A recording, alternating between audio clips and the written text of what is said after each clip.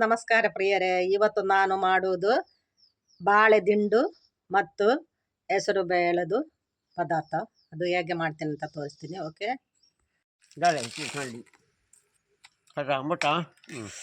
ತುಳ ಇಲ್ಲ ಚೆಕ್.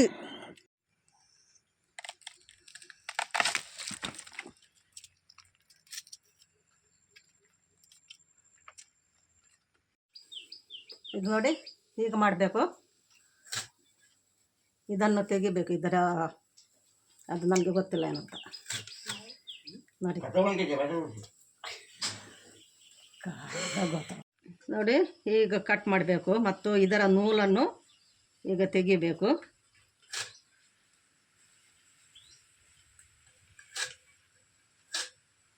ನೋಡಿ, ನೂಲು ಬರ್ತಾ ಉಂಟು.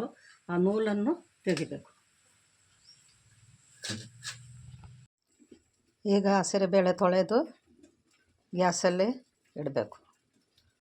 ಈಗ ಹಸಿರುಬೇಳೆ ಇದು 1 ಕಪ್ ಉಂಟು. ಇದನ್ನು ತೊಳೆದು ಗ್ಯಾಸಲ್ಲಿ ಇಡಬೇಕು.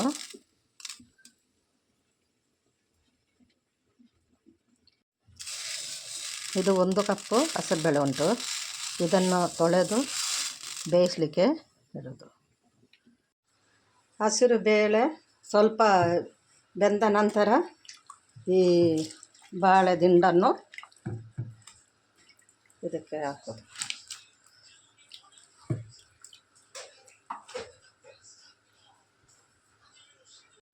ಇದರ ಜೊತೆಗೆ 1 ಟೊಮೆಟೊ, 1 ನೀರುಳ್ಳಿ,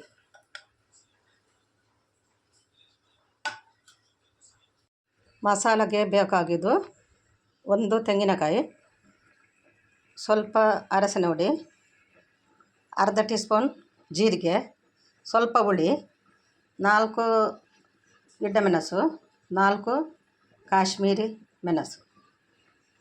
ಇದು ಎಲ್ಲ ಒಟ್ಟಿಗೆ ಸೇರಿ ಮಿಕ್ಸಿಯಲ್ಲಿ ಗ್ರೈಂಡ್ ಮಾಡೋದು.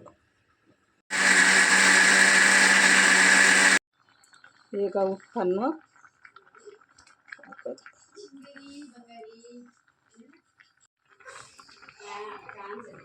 ರುಚಿಗೆ ತಕ್ಕ ಉಪ್ಪು. ಅಯ್ಯ तू काय भाऊजी ಇಲ್ಲ ಶಬ.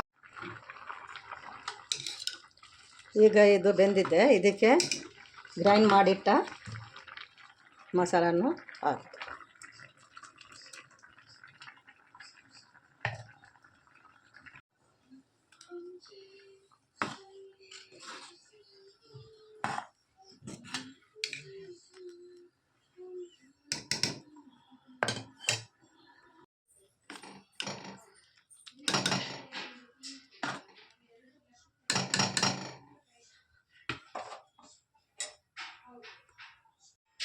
ಈಗ ಒಗ್ಗರಣೆಗೆ ತೆಂಗಿನ ಎಣ್ಣೆ ಸ್ವಲ್ಪ,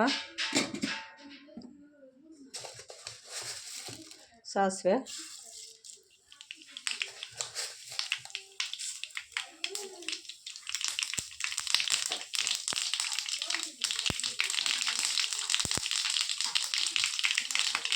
ಬೆಳ್ಳುಳ್ಳಿ,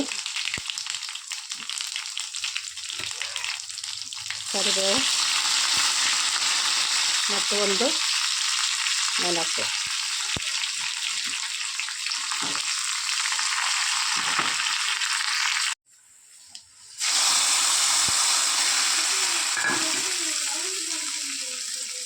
ಈಗ ಬಾಳೆದಿಂಡಿದು